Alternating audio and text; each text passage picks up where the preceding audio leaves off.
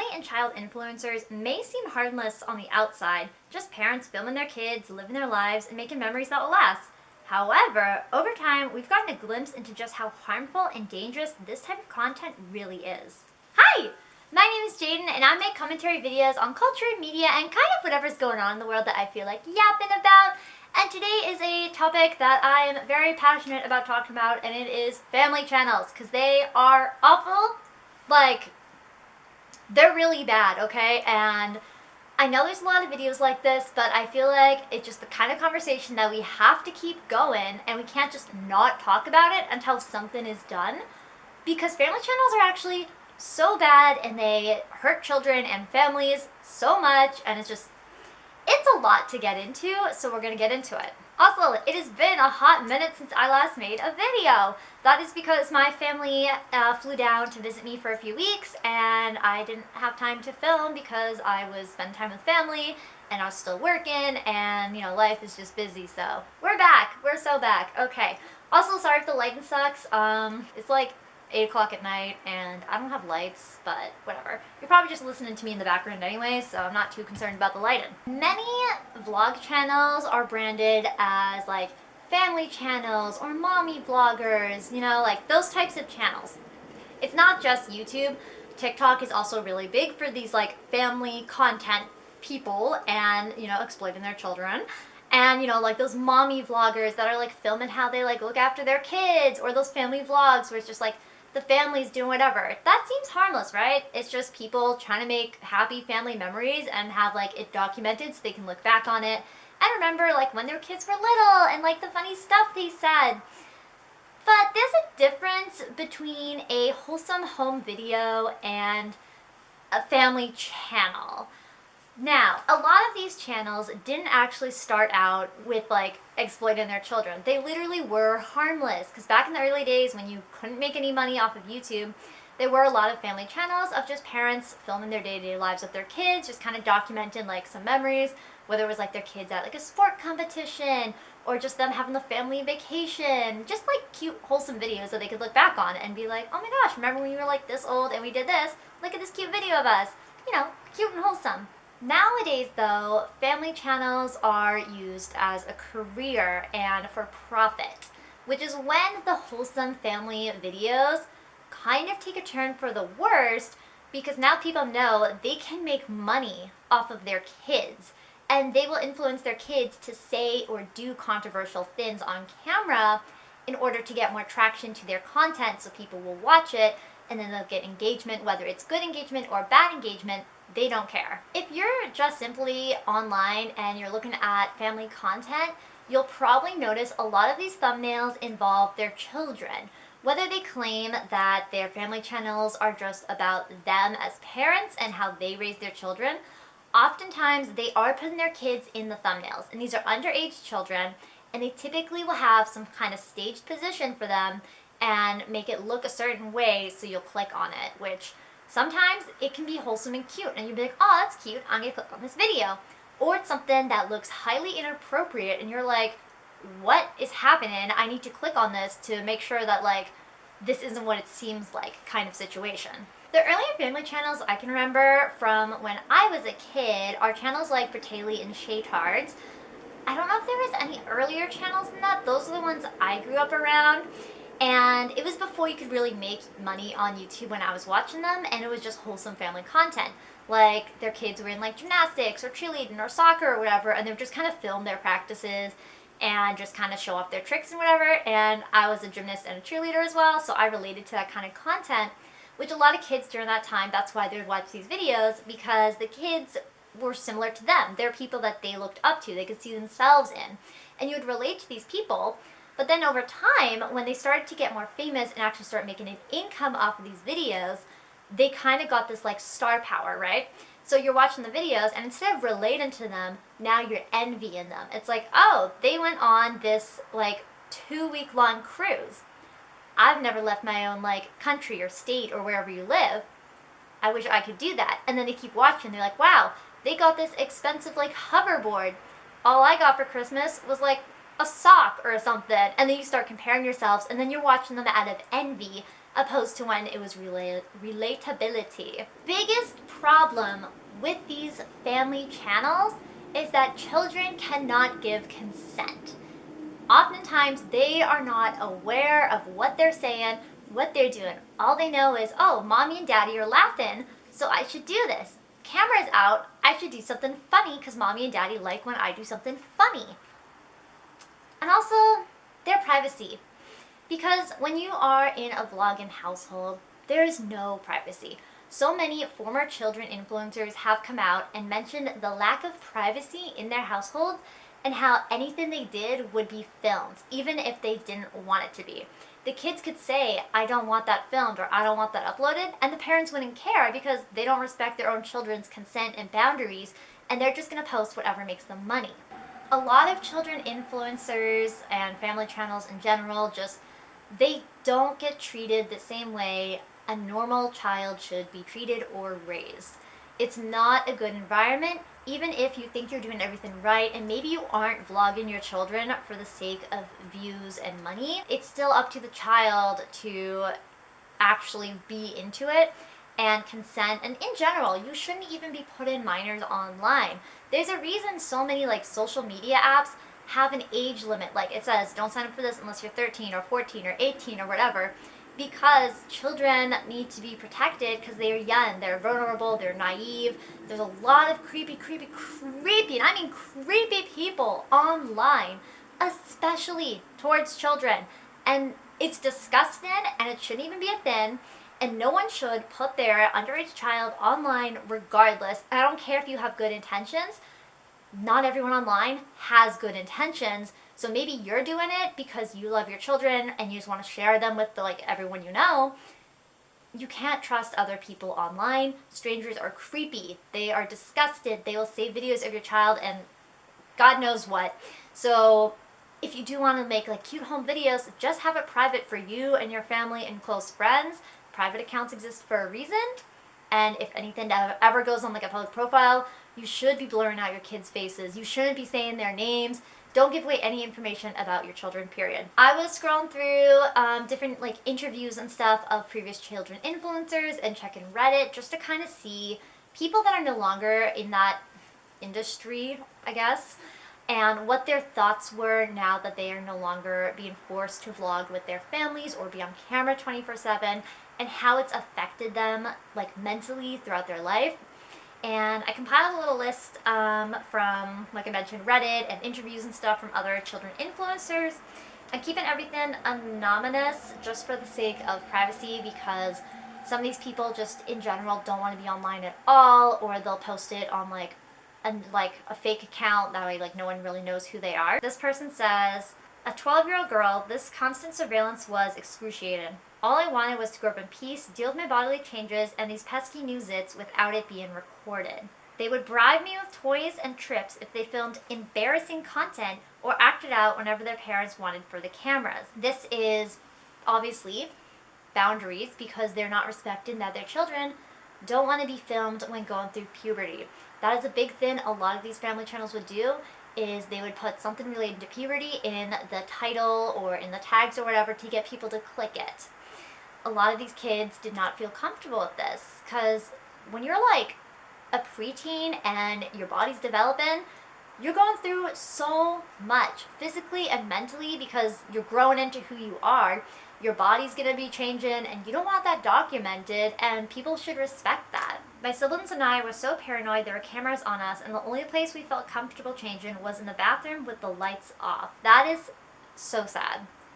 And that's gonna affect them for the rest of their life, because no matter where they go, they're gonna have that feeling that someone's always watching them or that they're always being filmed, and that can result in permanent paranoia. I couldn't talk to my mom about anything when my mental health began to get bad because I was too scared she would share it online. If I'd asked her not to, it wouldn't have made a difference. I now barely have a relationship with my mom. That is so sad, because in a healthy family dynamic, you should feel comfortable and safe opening up to anyone in your family about whatever you're going through, and just have that general respect for each other that they're not going to go off and tell other people what's going on with you. No one, it's no one's business but yours and the person you decide to be open with. And the fact that people children influencers didn't feel safe and secure enough to even open up to the parents about their struggles is so heartbreaking. My mom considered homeschooling us so she would have more time to make content during the day. Lots of family channels that homeschool their kids do this to make time for filming more content. That is a really big pattern that I saw in a lot of family channels. They were always homeschooling because they were keeping their kids home all day so they would have more time to make more content and do more things. And a lot of these kids as well, they would be bullied at their regular schools for being online, or because their parents would make them do something embarrassing and then that would become the talk at their school. And that's awful. Again, we shouldn't be documenting things that people aren't consenting to. My best friend's mom said that she didn't want to be my friend anymore because my mom kept filming her without permission. My mom doesn't care how upset I was. The fact that kids were losing friends because people were filming, like because their parents were filming them and their friends, and then obviously the other children's parents aren't going to feel comfortable with some other parent filming their child and uploading it online. Like, when I was a kid, internet safety was a very big thing. I remember I was at a Bible study group, and our parents actually had to sign consent forms to whether or not we were allowed to be in photos. And these photos wouldn't even be like published anywhere. It was just for like the Bible group themselves to like show parents and stuff. But they still had to require parental and children consent in order to even have their children in the photos. I don't know if schools or anything are doing that still to this day, but I feel like that was really important and should still be a thing. These problems also aren't just limited to YouTube, like I mentioned. They are also pretty big on TikTok. TikTok is where you'll find all the mommy vloggers. Now, vlog channels are like YouTube based, where it's like generally both the parents filming all their kids, and usually they have bigger families. But then like the mommy vloggers are typically like single moms or stay-at-home moms, and they typically have 1 or 2 kids from what I've noticed. The biggest one being Ren Eleanor. You've probably heard a lot about her. She was a child influencer with over 17.1 million followers on TikTok, and her mother made very provocative content of her toddler. And I'm not even kidding, like, I'm not going to put any clips on the screen for the respect of her, especially since that channel has now been removed, thank goodness. But her mother was posting videos of her child, who was like 3 years old, I think, like between 3 and 5, of her eating like corn dogs, cucumbers, bananas, swearing, doing inappropriate poses, wearing crop tops and mini skirts. It was awful, genuinely, and like seeing that content literally made me sick to my stomach, especially when you saw the amount of saves. There were so many saves. At least 58.4 saves on these videos. And then her mom addressed it and said she didn't care that people were saving videos of her underage child doing provocative things. She didn't think it was a problem. Let that sink in, because it's actually disgusting. I also saw here info about her demographics. An audience demographic firm found 32 million adult male followers among 5,000 children influencer accounts the Times examined. Another analysis using the image classification software indicated that suggestive images are most likely to garner likes and comments on that type of content. That is awful, okay? Truly disgusting. And I literally have no words other than people are disgusting, and that should not be a thing. And that is an insane amount of adult men saving videos of underage children doing provocative things. Actually disgusting.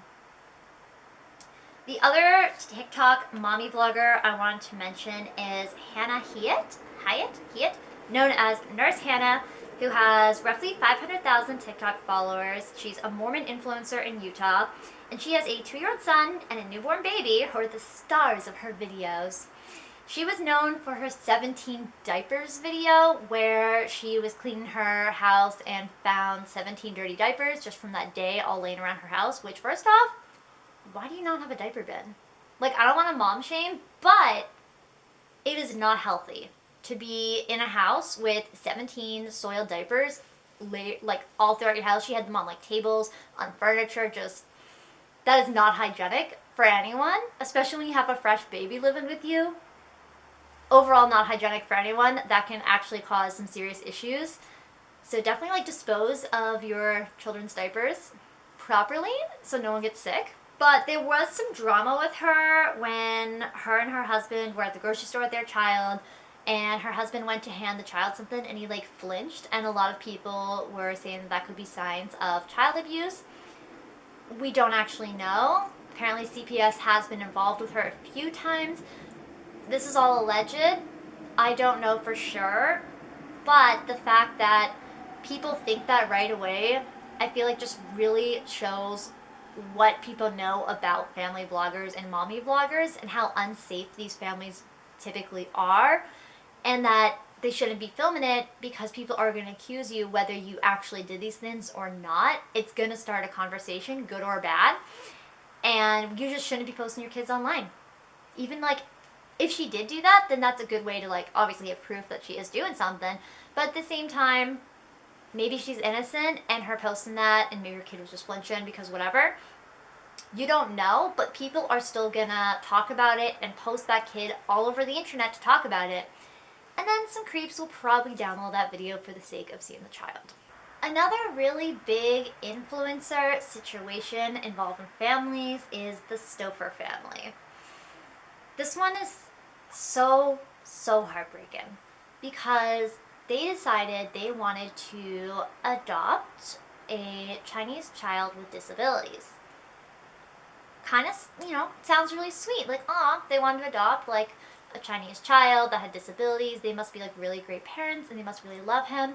And the mom made an entire video talking about how, like, she would never return her child, or that, like, she wants one with disabilities because she's just so loving and caring.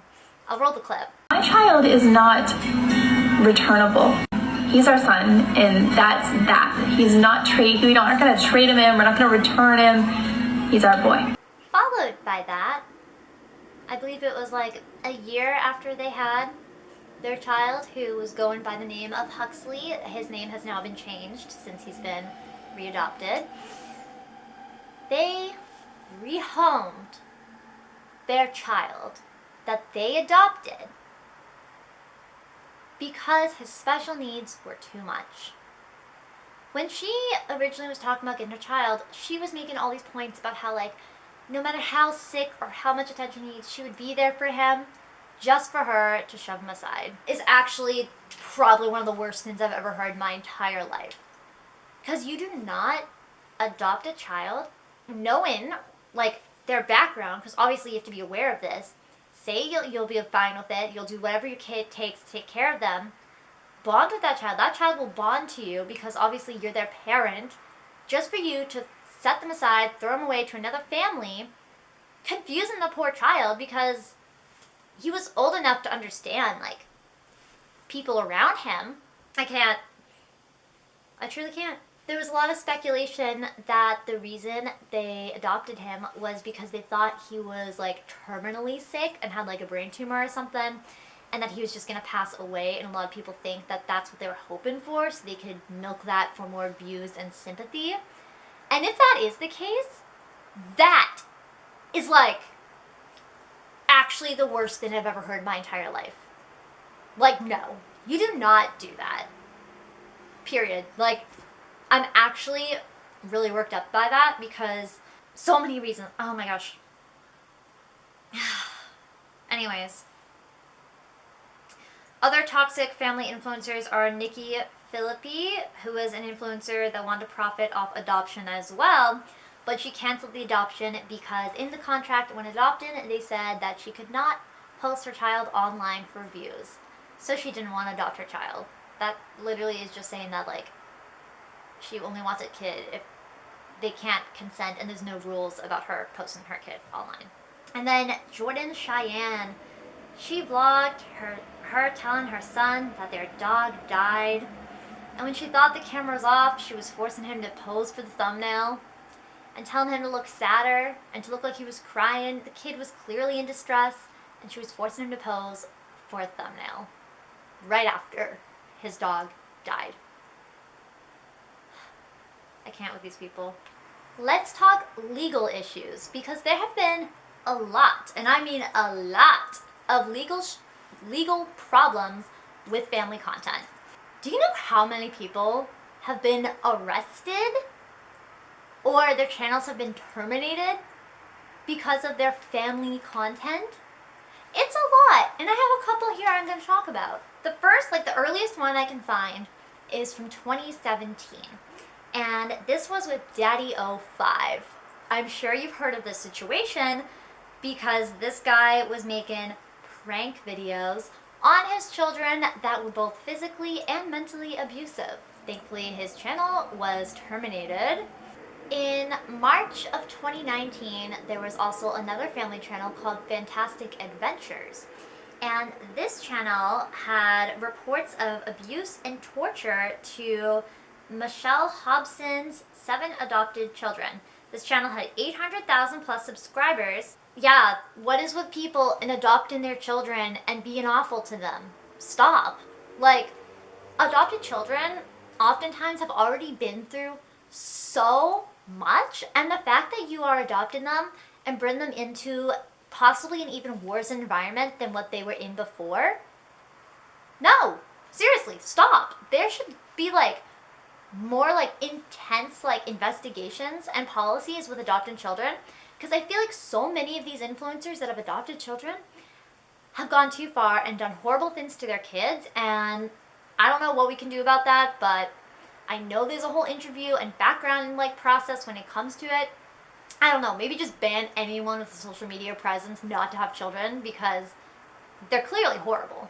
The most recent case was August 30th of 2023, and this was the Ruby Frankie and Jody Hildebrandt from 8 Passengers and Connections lawsuit, case, arrest, everything. This one we have the most information on because it is the newest and the most talked about, especially because Ruby's eldest daughter, Sherry Frankie, did publish a entire like a tell-all book on her life about growing up as an influencer kid and the horrible things her parents would make her say and do and the treatment of her and her siblings. It was a really big case, and thankfully both Ruby and Jody got arrested because they were just terrible. They did unspeakable things to those poor children. The amount of details and like it was just really bad, and I don't even want to talk about it because it's really bad. Read about it in your own time if you want to. Very high trigger warning though, because it's actually horrible and probably the worst case I've seen when it comes to family content creators that we've like figured out so far. So I definitely encourage you to support their children that are speaking up on this. And I do know that Sherry Frankie is also working with like the law and trying to make more like laws around like family vlogging and like not letting that be a thing. So hopefully that works out well. I do know now in California they have officially instated the like a Coogan law kind of for influencers in California, but there's other family content creators that are now moving out of California to avoid having to set aside money for their kids. But with the amount of arrests and legal cases we have seen with all these family content creators, that should paint a pretty clear picture as to why we should not be partaking in family content, because it is so far, none of it is ending well for anyone.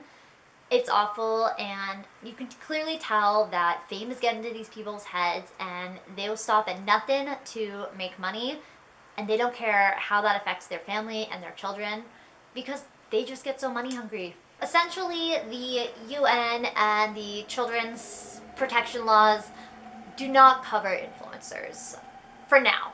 They are working on it, like I just mentioned. It is becoming an actual law now in California. However, that doesn't change for the rest of the world. There's so many different countries out there and states, provinces, cities, whatever, where that's not a law. And as we've seen now, most recently, with all these family influencers moving out of California, a lot of them are going to like Texas or something weird. I don't remember what it is. But, anyways, they're trying to avoid having to have a Coogan Fund for their children. Even with the Coogan Fund, there still were some sketchy parents, even in Hollywood, that were not actually properly following the laws, as you could also see in Jeanette McCurdy's book called Why I'm Glad My Mom Died.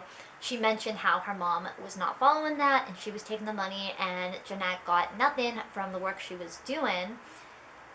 So it's not just influencers, it's anyone in media. I feel like children should not be exploited for any form of content whatsoever. Even if you have good intentions, it's not going to end well, period.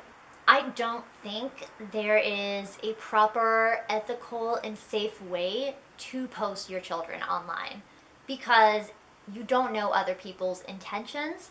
You don't know if it will blow up. Fame can get to people's heads. They might have started out with really pure intentions, but fame gets to your head, and then you start acting out and doing weird things and being thirsty for more income because now that's your job. There's a reason social media has age limits. There's a reason that internet privacy exists. So do your research. What are your thoughts on family channels? Do you think that they actually do have an ethical way to do these? Do you think children can consent to being in family content? Or are you on the other side where you think that children just should not be online, period? Let me know what your thoughts are.